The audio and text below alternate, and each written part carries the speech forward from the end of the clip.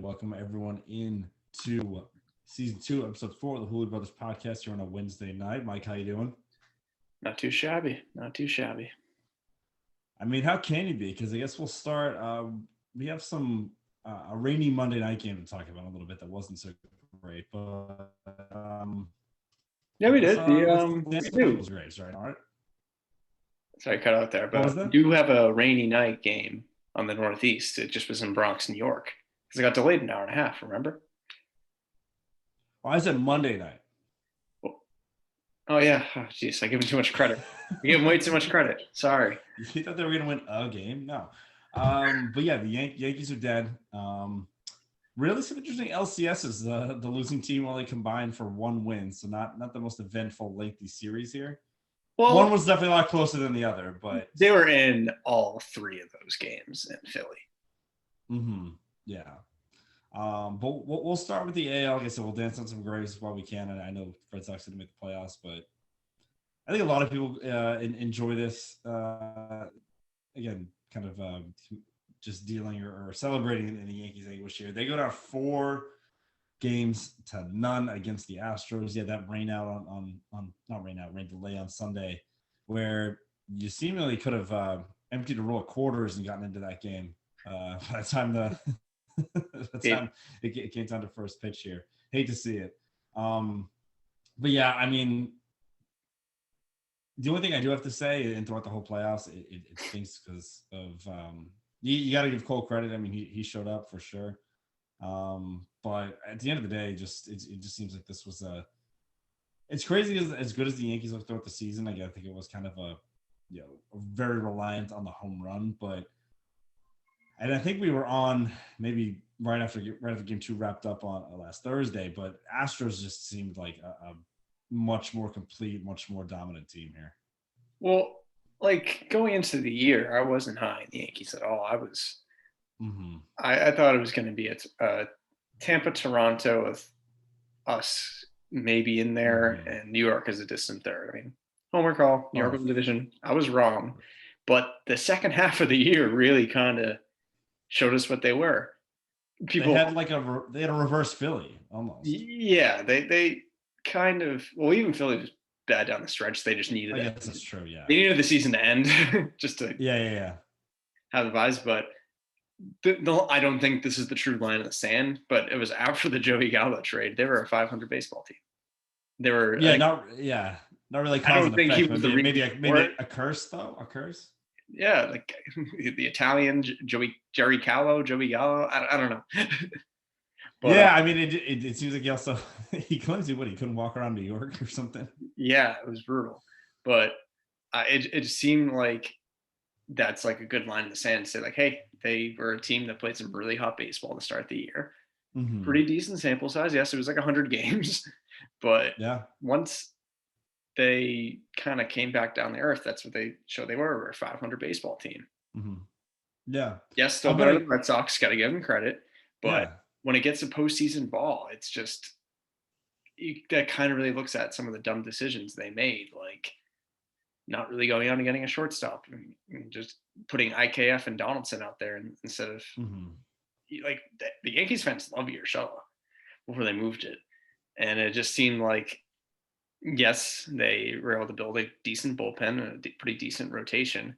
It's just that offense just lacked the depth, and you look around, it's like they're the Yankees, and they've kind of really just spent their money in weird ways with giving LeMahieu a big contract, giving Hicks a big contract, signing up for Josh Donaldson. It just seemed like they weren't building up their lineup with that payroll as much as the Astros have. Yeah. It just seems like that they're a team too that, I mean, they're not afraid to go. I mean, just to kind of focus more on the Houston side, like they're obviously not a team that goes out and is, spending top dollar on free agents. I mean, they will if they need to, here and there, like I said, filling some spots or trades, whatever it might take. But I mean, think about how much of that's just developed talent. I mean, right when you think, again, the rich get richer, and again, we'll get the ALCS MVP there with Pena. It's just, again, they're developing on top of, like I said, if they need to go out and get a guy, they do it, but they're just so good. They're showing you how you build a team, and they've been, what's this now, 6 straight ALCS appearances. What's now they're Is this the fourth World Series that they've been in since 2017? Or Yeah, they only lost. Oh right, fourth. Yeah. Yeah, because they've beaten us twice. They were 1-1 against us, 0-1 against Tampa, and 3-0 against the Yankees. Mm-hmm. Yeah. Sidebar: are you watching Yes. the Nets Bucks game? Is it freaking out? Yes. Yeah, I just switched to the Islanders Rangers game just to see, and it's completely different. I think we just did the exact same thing while we're having a conversation, which is really funny. Yeah. I was on that. I'm like, please don't tell me my TV's breaking. I'm like, is it because we're doing this on Wi-Fi? I'm like, I don't know. Like, my Wi-Fi is usually amazing, so that's good. It was reassuring. It's still it's actually the Sky Cam that was at Gillette on Monday. It's kind of freaking out right now, but yeah, I mean, it just seems like the Yankees were so reliant on the home run, and that helps in certain times. Stanton and Judge going back and forth, or if you're talking about the playoffs, Harrison Bader, my new number one, maybe number two hated Yankee, I guess, might go cool, but yeah, once he go ahead. But when the postseason happens, the weather gets a little bit cooler in Houston, so they open up the roof. Oh, that's true. Close to the Yankee Stadium. Why didn't they do that? I know. That's the real question. We just missed that because I think we stopped during game 2. It was game 2. Yeah. Yeah, it was during that. So we missed. They were an hour away after. And that was a late night too, so I think I just the roof talk. Yeah, well, I mean, Porter's ended. I went to bed, so I didn't really catch much of that, but. That's insane. I mean, like there were some excuses out, or might have even been worse than that was the exit velocity one. Who said that again? I think it was either Higashioka or Sebi or both. In all honesty, it was Severino. I think it was Severino. Yeah. I think it was both. In honesty, I think I was like, it's like yes, there are different ways to hit a baseball over a fence. Looping, like you just muscle. You draw one right at an outfielder, infielder, or get one to just have the right height. And I think they should know because I think like the top, like at least like 4 out of the top 10 like exit velos have come from Stanton on grounders. Like you can crush it onto the ground. That's fine. Like, well, that's our complaint. That should be like what 4 runs then. Yeah. By that logic. If it's Giancarlo Stanton gets the backyard baseball power up and puts a chunk into the ground and it spits out in the outfield, that should be 4 runs. Under the undergrounder, exactly. Yeah. So I mean, that's what's really. I mean, let's do it. The fall from grace from these Yankees team that I think, especially me. I mean, I was a little young and I didn't quite get in the late '90s, but like, I mean, the 2000 team and then even the bounce back in '09. I mean, you didn't hear really these types of excuses that much, and it was just you got to win. It's not, there's no roof. That's only in some stadiums. Like again, most stadiums don't have a roof, so the fact that that's even being discussed is stupid. And the whole exit velocity, it's like, this isn't a hard. It's not like the slap shot contest in the NHL, skills weekend. It's not baseball at that point. That's not what you're talking about. And also to go back to some of those early 2000s Yankees teams. How about the little inspiration from Aaron Boone?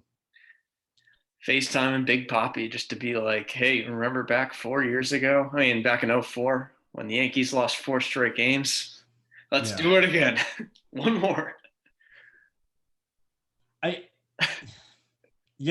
mean, I didn't find it maybe as bad as other people because it's like, all right, well, I mean, no one from that team is on this team, and you know what I mean. It's still funny. Now, don't get me wrong, but I didn't think it was maybe as like, it's like, okay, no, a team that you are trying to do that. I get that the jerseys, the more I say it, the more dumb it sounds, but like, I mean, I don't know. It was just like the icing on top though. It's like, I mean, you already kind of felt like this team was dead in the water. Not saying, maybe very well, again, I was only 12 years old back in 2004, but I mean, they already seemed kind of dead. Like the weather was crappy. You kind of thought maybe like that's kind of it. And then lo and behold, I actually didn't. I was tired. Just from I was tired from whatever the weekend and everything. So I did the thing where I like went, and obviously the late start too. Mm-hmm. I think I like left the TV on like 3 volume and like went to sleep, and I kept like I saw that that Bader put them ahead, obviously, and then kind of woke up to the good news that it was all over. I think I really just didn't want. I'm fine with the series ending. Yeah, I passed out from it, but I saw the replays. It came down to that. I think it was like the 7th inning. It was like right after Bader took the lead in the 6th. It was a routine double play, and Torres and IKF had a weird transition. So an inning double play turned into an error, and 2 men got on. Oh yeah. And it extended, and the Astros took the lead and never looked back. So, yeah, I mean, it just was more of the same. You kind of could see the writing on the wall after that. Right after that moon bomb by Chas McCormick after Game 3, kind of just was like, okay, series over then. Yeah. But no, I mean, like I said, it sucks for the Cole narrative, but I mean, hey, the Yankees still got out. I mean, he showed up, and I think if you're a Yankees fan, that's got to be one positive to take away from this for years going forward. I think there's been a lot of question marks around him, and I mean, I don't know. He put it together for a few starts this postseason. That's going to make you feel a certain way, but then who knows where number 99 is going to be next year? Because not to get too much into the offseason, but Giants apparently will not be outbid, so we'll see how that goes. Yeah, and then the Dodgers want to sign him and move Mookie to second. Which is honestly, I don't know, it seems a little late to do that. Like make him more active as he goes with age. Like I don't like I feel like you see people go to the outfield when they get older. I don't know. I mean, I'm not gonna doubt there were times during it must have been 2018 or where I think it was 2018 or something like that, or it was one of the other years where I feel like we had like 4 good outfielders and like no good second baseman. So I think it was probably during the World Series when we had the Bees and we're like, well, we lost the DH. Can we put Betts at second, JD in the outfield, and then bench like the Kinsler. And then Bradley and Benintendi. Oh yeah, because the Kinsler, because Devers didn't play that entire series. No, Noontime was playing. Well, he was the lefty. Did he not play the holes? No, it was against lefties. So like Kershaw, and then like they would sub a lefty out of the bullpen. I mean, because it's weird to think of. It's weird to think because he was obviously really good. He hit that inside the park playoffs the year before, and then I mean it works because it was a pinch hit when they put in the lefty. They pinch hit Nunez for Devers in Game 1, and he hit the home run. That's true. Yeah. But yeah, not to go too far from that, but I was like, yeah, that's a possibility. If they get hit, I mean, it's funny because you complain about it, but they only have the one 2020 World Series to show for it, so it's not even like, oh, it's too unfair. But I don't know. I would hate San Francisco. I think that could be fun. Yeah, him just going opposite field in the Bay. That would look awesome. That's a lot of oppo power, but yeah. I mean, there's no way they can let him go. And he seems like the kind of guy that it's like, all right, if you're going to give me 400, these are insane numbers just because the Giants speak of it. Like, you're going to give me 400 there and it's going to give me 415. I'll stick around. You know what I mean? Like, it's not going to be like to the dollar, I don't think. As long as he's got a bag.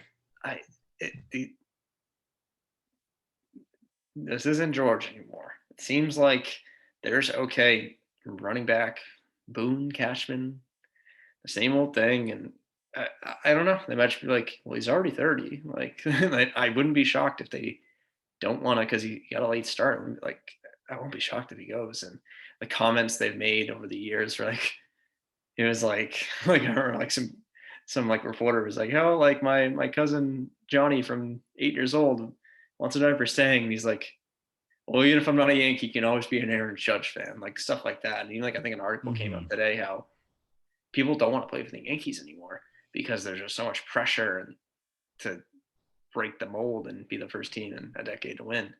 Yeah, if you look at it's not like the Sox where we bottom out, won a championship. It's just DS loss, CS loss, missed playoffs twice.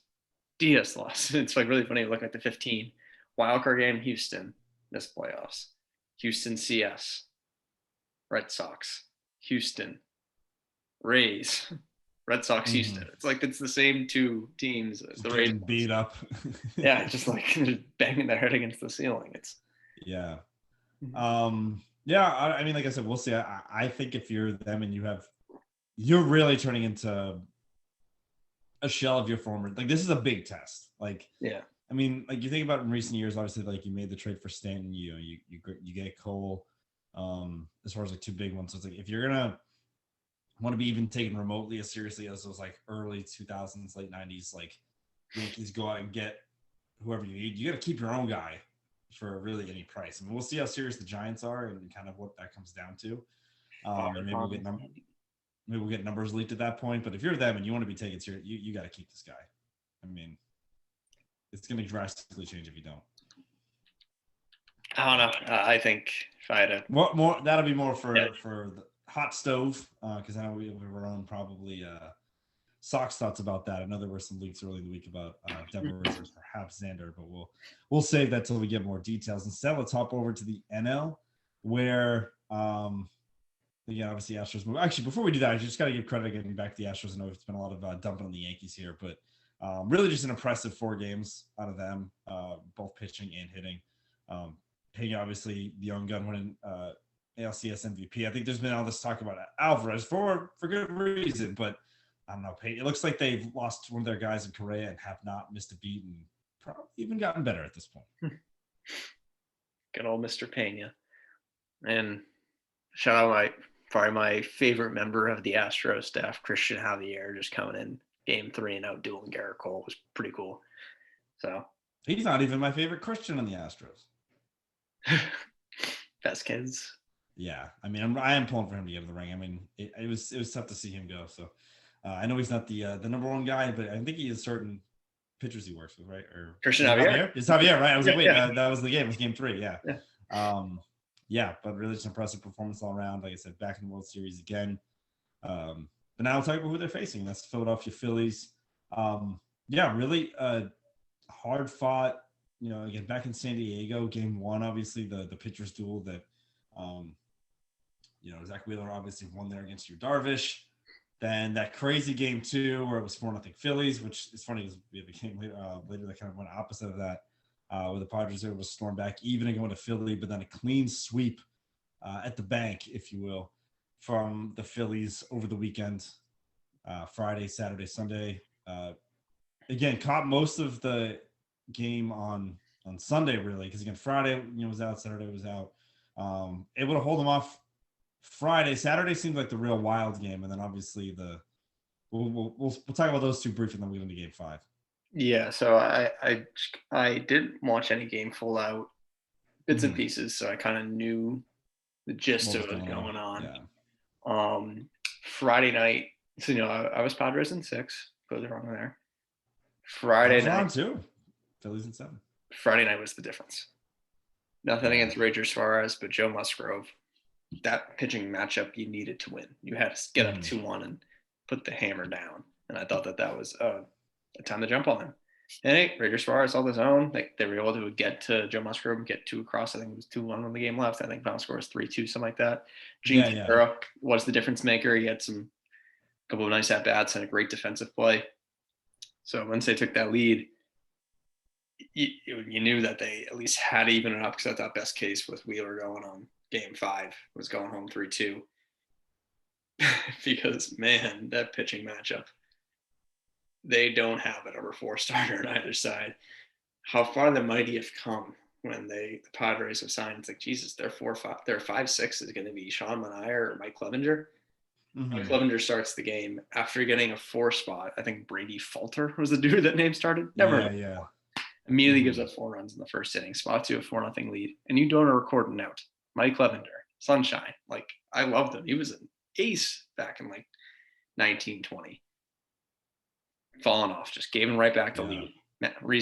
Hit Rhys Hoskins hitting bombs off him, and then later on in the game, after Soto fighting back, hitting a 2-run home run to go up 6-4, Manaea comes in.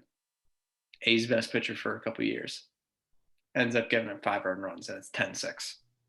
Because it was the Rhys Hoskins Bryce Harper show.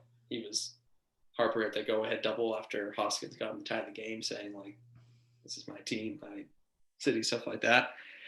And then I'll let you take the keys for game 5. Yeah, I mean, just to kind of quickly go back to the game 4 there, just to fill me in, just because I know he's at the stat, but what's going on with Syndergaard? Yeah, I don't know. I mean, I feel like he started game 4 and didn't look okay. I think maybe the fact that they're up 2-1, they maybe wanted to save him for like kind of a okay, let's try to get this stuff done. Let's try to like weasel out a game tonight because there are no days off. Right. I was gonna go So right it's back that to part. Like let's throw yeah. at Falter, go for the best. Maybe use Syndergaard for an inning because he did pitch an inning in relief in that game. Mm-hmm. So Yeah. I think you're going to go Wheeler, Nola, 5-6, and if it went to 7, you pretty much have a well rested Syndergaard. Yeah, that's Instead of true. like having to go Suarez on 3 days rest. Like you see, even if you wanted to start the game with No, that's a good Suarez point. That extra day off or lack thereof, that and definitely having could. the 2-1 lead, you kind of had some Mhm. flexibility. Yeah, So absolutely. that's if I'm Okay. going to step into the mind of a Rob Thompson, that might be what's going on. Or maybe they just think he's washed because, like, I mean, he didn't look great against the Braves, but No, I mean literally just as a number 4, like yeah, like filling some innings there. But yeah, yeah, I mean, we'll see. We'll see yeah, we'll see how the game World 4 Series goes. is. But yeah, game 5, Mike, I actually took a turn. Obviously during Sunday it was tough. I think I forgot the game started at 2. I knew there were 2 games that day, obviously, but I don't think I remember what the start times were. But with Pat's off, watch the witching hour, watch Red Zone, all that stuff. And then once that kind of wrapped up, I had the Phillies on the computer. And then once at the 4 o'clock window, I'm like, yeah, the Chiefs Niners game sounds good. But I'm like, you know what? We're making a switch. We're putting the Red Zone on the computer and we're putting baseball on the big screen. So that's kind of the move I made. And I mean, it really was coming down. I know a lot of people were complaining about it, but I think you already have this scheduling nightmare with, like I said, game 6 and 7 right there. Granted, it would have been fine given how everything played out if you did have to bump it back a day. But I don't know. I didn't have a huge problem with it. Both teams are doing it. Philly's actually the one that I think had um, the biggest problem there because it was Dominguez that came in because again they had the lead. Hoskins hit the home run and they had the lead for a while they're working with, and then he threw 3 wild pitches to turn it from a one run lead to a 1-run deficit really quickly for them. So obviously the rain was actually negative impacting the Phillies. And then I was sitting here on my couch. He comes up and I'm like, he's gonna do it, isn't he? Like I'm like, I'm like, this seems like a moment where I mean, you're watching, you're like, is he gonna do like it's almost like because I was watching, I highly doubted it. Those seem to be the moments you miss. You're like walking around or whatever. But he goes up opposite field home run, delivers pretty much what you look for when you're making this signing. This obviously this long term deal, and obviously pimps it a little bit, has the signer on the bases, and gets home, gets the dugout. And it's like I just did that. So I don't know, great moment, and I think really, I know we have record breaking year for Judge and how great Otani's been, but might have claimed himself as the face of baseball right now. Well, like what I would say in this argument was that he might be the most underappreciated player of our generation. Mm-hmm. Because I mean he's won a couple MVPs, but like if you go to like before this playoff run, you got off the top of your head, like best players in baseball, like okay, Otani, Judge. You want to be like, oh, Goldschmidt's gonna win MVP this year. Like this year, you like you be at the top of your head. Oh, this year, sorry, yeah. Yeah, no, really, I know he struggled this year, but like for me, like I think he's a guy that I often forget about. Because you do like I said, you do the injuries too, yeah. Well, yeah, I mean he was the MVP last year. I mean, like I'm not gonna. Yeah. But just like off the top of your head, you rip off the Otani, you rip off the Judge, you rip off the Trout, the Soto, Cunha. Like those are the names that you like kind of put to your head, and you're like, oh wait, Bryce Harper is his second MVP now. Like, yeah, no, I mean he's the real deal, and now it's like again, I know like I said, there was obviously probably it was. I mean, kind of like a funny joke at the time, but I mean, literally the Mets won the World Series the year after he leaves, and not that they didn't have a ton of playoff success before that, but I don't know. It seemed a little different because now he's getting his chance and he's delivering. I mean, I know there's still 4 more games for him to try to win here, but I mean, out of the beginning, was going to question how awesome he's been this playoffs, and at the ripe age now, 30. We're about a month apart, so happy belated to Bryce. But Yeah, I mean, like that's really kind of your prime when you're a baseball player. It's not like these other sports where you're maybe starting to decline a little bit. He's kind of right in the thick of it here. So if he adds a ring now, that's really helpful to his resume. But he's been awesome and he delivered in the biggest moment. Yeah, because as much as I was kind of clowning on the Snell quote in the moment, it's like, oh, they don't want to go back to San Diego. I'm like, yeah, I know they did have Nola, but like you said, the Snell Nola, they already won that once. Yeah, yeah. Zach knows Game 7, and I'll probably get to this later. The Phillies have definitely, like, their bullpens look better, but it's definitely still not their strength. And like guys like Dominguez and Alvarado have looked good, and like that's why I love the managing Game 3, because Thompson went heavy the last 3 innings of Alvarado and Dominguez. I think Dominguez went the last 2. So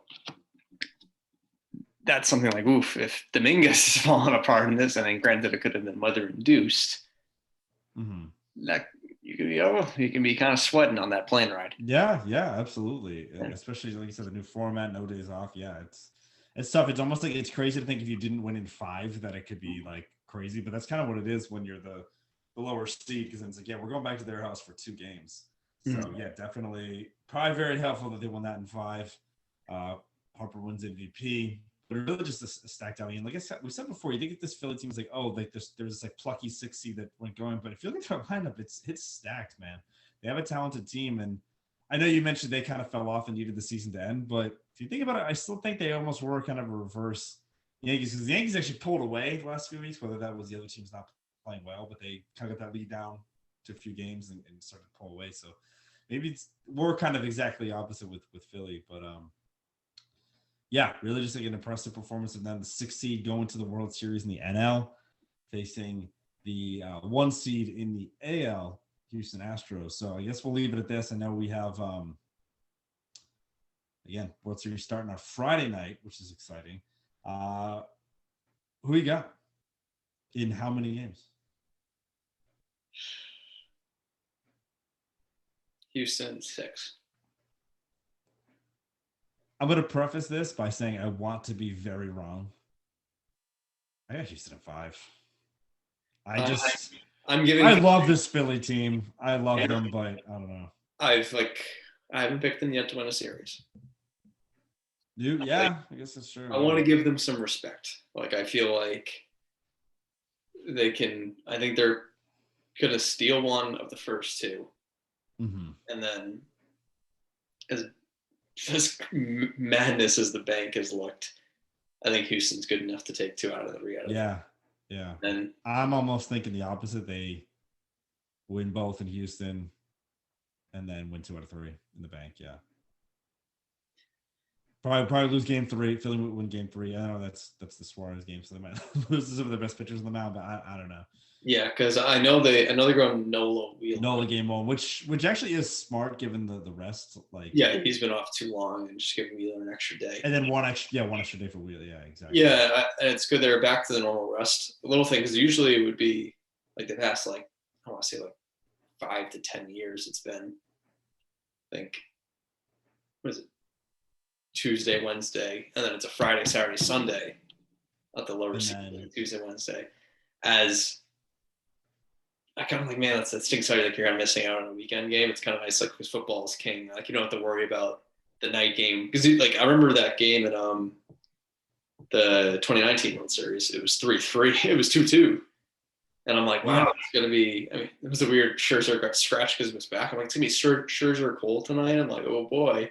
And then like Scherzer got scratched, and I'm like, I think the Pats are playing Sunday Night Football. I'm like, I don't really care about this game. You kind of like miss out, so it's kind of like you don't have to deal with the football day.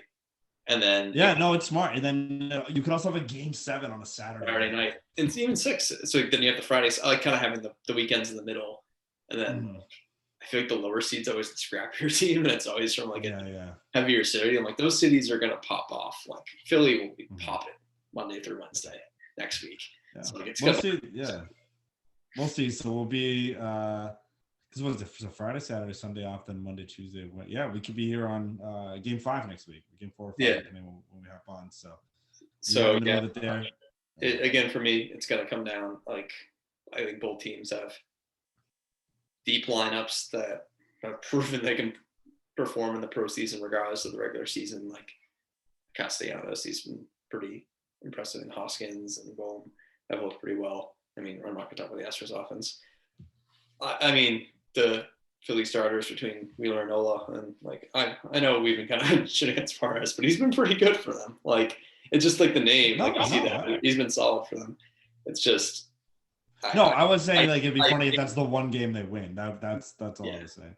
I think the foursome of Verlander, Valdez, Javier, and McCullers can just combat them, and then if it comes down to late game scenarios, the Astros just being there, having that very powerful bullpen with Montero, Presley, so on.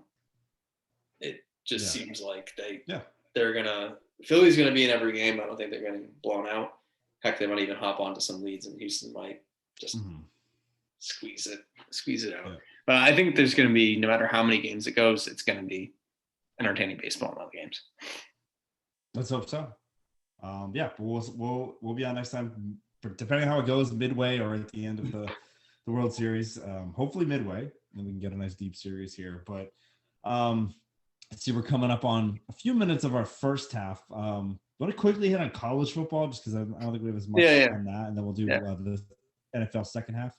Yeah, so just kind of quickly running through. It was nothing compared to the slate we saw. Was that last week or the week before? I'm lost. Technically the week before, because we're talking about last week. The week before last week. Yes, exactly. The Bama, Tennessee. Yes. All right. I mean, I caught something of the Syracuse game. They weren't able to hold off the upset and stay undefeated. For me, I did the opposite. I watched a lot of the first half. The beginning, yeah. And then the second they made that QB switch, I'm like, they're going to win this game. I don't want to watch this. And they did. That's exactly what happened, yeah. So Clemson stays undefeated. Cuse gets their first loss. I was talking about my buddy Tony when we'll get to the Pats game in a sec here, but it might have been, maybe it was part of my take. I'm getting all the conversations I've had or listened to over the week confused, but if Cuse wins that game, are they hosting game day this week? Probably. Who's that playing? It's Notre Dame. Oh yeah. I think that's enough to get. They don't go there often. Yeah, I think that'd be cool. But yeah, so that's how that one falls. LSU dominates the 7th ranked Ole Miss at home, 45-20. So. Well, yeah, that was one too, because I was watching that. I was, like I said, I watched it, and then I went out and do an errand, and I was checking the score. I was like, oh yeah, I knew Clemson would win, and then I checked. I'm like, oh, how the 3:30 game starting off? Ole Miss was up like 17-3. I'm like, yeah, I had a feeling. Same thing with the other one. And Daniels just absolutely took over. So shout out. No, I'm saying Tigers. Yeah, same thing with the other 3:30 game that had a lot of hype. The top 10 matchup, and Oregon kind of ran away with that one. I mean, the score ended up getting a little close, but it was pretty much the it was 10-10. It was 10-10 at one point. Then it ended up being as high as like 31-13. So. Yeah. And then we had Oklahoma State late touchdown to win a pretty close game with Texas there, 41-30. Yeah, I know they were missing their quarterback for some of the year, Texas, and they've looked good. They almost beat Bama. But Oklahoma State, after losing a tough game to probably the team we're going to get to next, they were 6-point dogs at home. They were 6-point dogs at home. I didn't really get that. We'll talk about the weird lines in the NFL segment here. Yeah. And then the team we were about to TCU stays undefeated. Those comeback kids. It's like I mentioned, it's some good Andy Dalton vibes with Duggan. That was kind of the notable games this weekend. I can't wait for next Saturday slate. That actually is good. Mainly the Georgia Tennessee matchup, but Bama LSU will be a good one. Yeah. Okay, I knew I was forgetting one exactly, especially now that LSU they're hitting a groove here. Competent. Yeah. And then top games this week: Big Ten matchup with Ohio State, Penn State. I'll say probably roll on that one. Penn State seems to beat everyone they should by a good amount, but then anytime they shouldn't beat someone, they don't. Big game I was mentioning before, Notre Dame Cuse. You have Oklahoma State, Kansas State. Then a couple SEC games. We have Kentucky against Tennessee, trying to stay undefeated. And then my rivalry there, and 2 Tennessee jerseys, fire. Yeah. All black and orange for Halloween. That's actually cool for Halloween, yeah. And then finally, one of my favorite named games in all of college football: world's largest outdoor. Got lost in the middle of it. I've ruined it. World's largest outdoor cocktail party. I think that's such a cool name with Florida and Georgia there. Obviously, Florida not as good this year, so Georgia will probably run away with it. But just great name. I think I got to go to that one year. Yeah, Florida had so much hope, but then Richardson kind of fell off the map. Your boy. Yeah. After they got me that game week 1, yeah. But yeah, that's what we kind of have for the college slate coming up on our time here. So we'll hop off here and hop back on in a sec and get into some NFL last week's recap and this week's preview. See you on the other side.